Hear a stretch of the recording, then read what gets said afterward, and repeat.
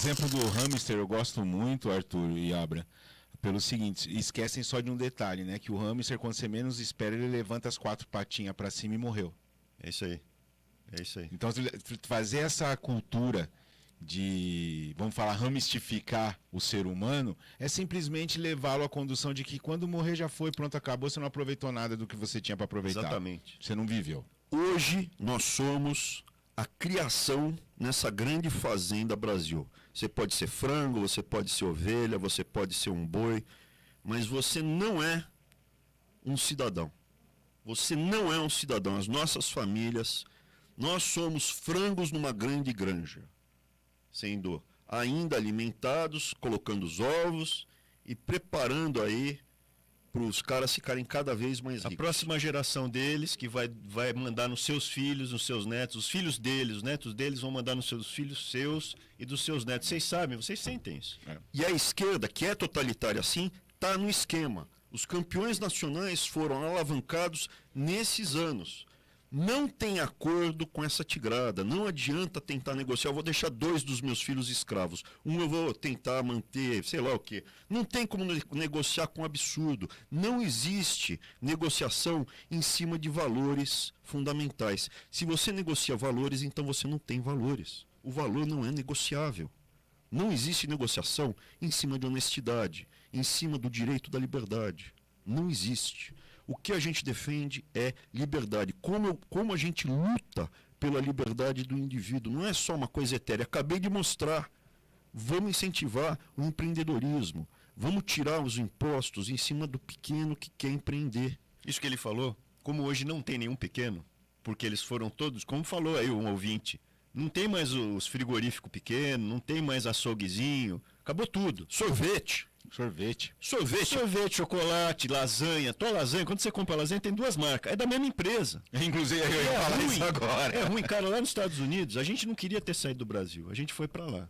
Você chega lá nas geladeiras, cara, tem um corredor, parece boliche. Sabe aqueles lugares de boliche? E é só de lasanha, cara. São 40 marcas de lasanha. Aqui tem 2 marcas de lasanha, 2 marcas de pizza congelada, 2 marcas de chocolate. É tudo da mesma empresa. Então eles vão monopolizando, você não vai tendo mais escolha. E o que sobra para você? Pô, eu não posso abrir meu negocinho. A cerveja são 12 marcas, tudo da mesma empresa. Se você não consegue competir, o que ele falou?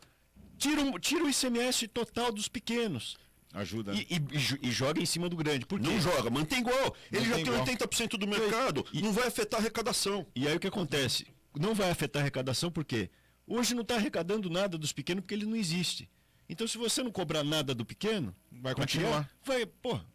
Ó, e daí tem um detalhe, a gente sabe de alguns setores, mas a hora que a gente botar o pessoal que quer empreender nessas incubadoras de empresas, você vai lá, você tem um monte de prédio aí abandonado, de estação ferroviária que não passa mais, a Sorocabana, que você não usa mais. Pega esses prédios, dá um tapa neles, coloca o Wi-Fi, coloca a cadeira, faz um treinamento, não precisa nem ser presencial, pode ser online. Ó, preciso saber, ter uma aula aqui de contabilidade, como é que eu abro a empresa, burocracia, abriu a empresinha, tirou lá o registro, o CNPJzinho lá, acabou, zero de estresse. Com o Estado, o governador do Estado, esse governador que talvez seja um cara que venha lutar pela liberdade, poxa vida, matou a pau. Mas tem um monte de outras propostas como essa para lutar pela liberdade, porque a base do conservadorismo que a gente defende não é o Estado. O Estado é uma malandragem. O Estado é uma coisa tão ruim, mas tão ruim, que a gente precisa ter um Estado pequenininho para ter um exército para nos proteger de outro Estado. Se ele ficar grande, vai aparecer malandro para transformar a gente em escravo. O conservador, ele dá prioridade para quem? Para a pessoa, para a família sagrada. O conservador tem, mesmo quem não acredita em Deus, porque tem conservador que não acredita em Deus, mas ele tem os valores da Bíblia como fundamentais, e a Bíblia deixa claro. Né? Nós temos a fé, no nosso caso a gente acredita, mas eu conheço conservador que concorda com isso que eu estou falando. A sociedade ocidental está baseada na Bíblia, no Velho e no Novo Testamento, e na Bíblia, o raciocínio mais óbvio, né? Nós somos feitos à semelhança do Criador. Deus fez o homem do barro à sua semelhança e deu-lhe o sopro da vida. E da costela de Adão fez Eva. E assim, a família é obra de Deus. A obra de Deus não pode se curvar a algo feito pela mão do homem. O Estado é feito pela mão do homem, é instrumento para nos oprimir. A gente tem que ter um Estado para nos proteger de outros Estados. Só o resto é liberdade. Fraternalmente, a gente pode criar estruturas para amparar quem não pode ficar de pé sozinho. Mas quem tem condição, a gente precisa dar liberdade para a pessoa poder ser livre, ser feliz e não ser amparada continuamente.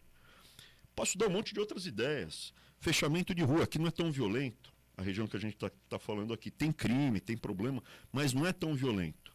Mas, se você pegar os bairros de rico, hoje o rico, ele mora em condomínios fechados. Tem controle, quem entra, quem sai, quem está. A gente precisa criar um sistema de inteligência, hoje algumas cidades já têm. Entrou na cidade, já está monitorando tudo. Indaiatuba. Tudo, tem um monte, São José dos Campos, tem um monte que a gente está vendo. Mas outras não. A segunda coisa, à noite ou em períodos determinados, todo mundo pode entrar aonde for. Mas você tem uma guarita, um segurança controlando o fluxo de quem está entrando e saindo. Pois não vai entrar, o senhor pode se identificar? Pois não, por favor, acabou. Você não deve e não teme, mostra a cara. Com isso, as crianças vão poder brincar na rua.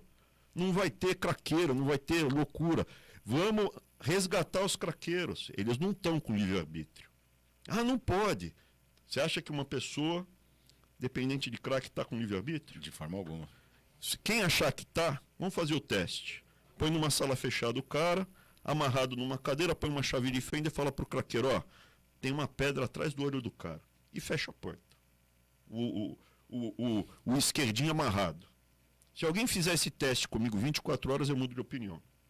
Pode escolher o cracudo, pode escolher as condições. Então não está em livre-arbítrio, é uma pessoa que é totalmente escravizada pelo demônio. A gente tem várias propostas. Outra proposta que a gente tem que dar liberdade para o indivíduo e não para grandes corporações que têm esse relacionamento incestuoso com grupos políticos é a proposta dos painéis solares. Falar um pouco. Qual é a sua conta de luz, Capeni? O valor? É. Ou a empresa? Não, conta de luz. O valor? Tua hoje uns R$250.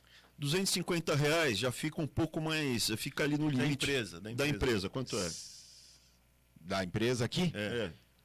Eu acho que a última vez. Porque eu faço parte da equipe, mas vamos dizer, eu acho que é em torno de R$450, R$500. Maravilha. O cara tem uma conta de luz aí de 500 pau. É. 550. Não é tão difícil assim. Se você resolver virar um empreendedor de sorvete, fica ainda melhor. Eu não tenho ar-condicionado em casa, senão chegaria. Enfim, só para fazer uma conta fácil, para a gente não ficar muito longo.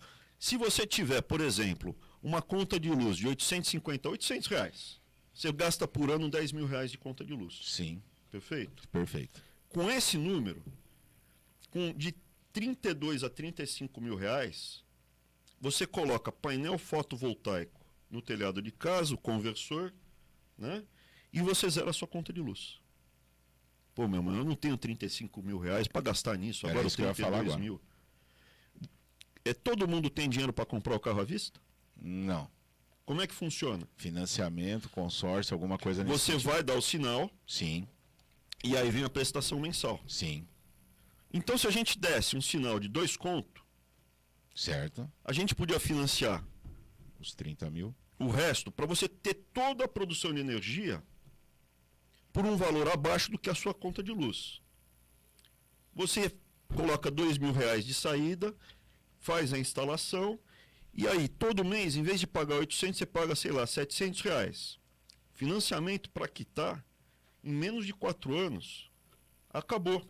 E depois disso, não tem mais conta de luz, e o painel e a estrutura dura 40 anos. Fora a economia ambiental, né? Economia ambiental. Fora o seguinte, você pode também fazer esses painéis longe da sua casa. É possível você colocar os painéis longe da sua casa. Mora em apartamento, você pode juntar os prédios, comprar um terreno mais distante, fazer, e aí lá você coloca na grade, no sistema, né?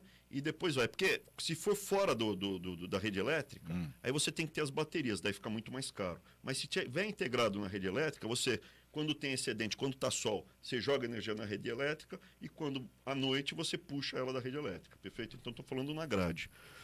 Daí você fala assim, pô, dá para fazer fora. E você, Abrão? Eu faria no telhado da minha casa. Sabe por quê? Porque de vez em quando falta luz, não falta? Falta. E qual o problema quando falta luz durante o dia?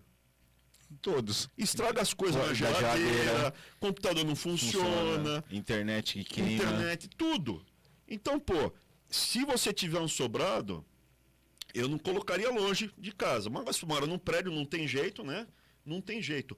Pô, Abrão, adorei, mas eu não tenho R$2.000 para colocar.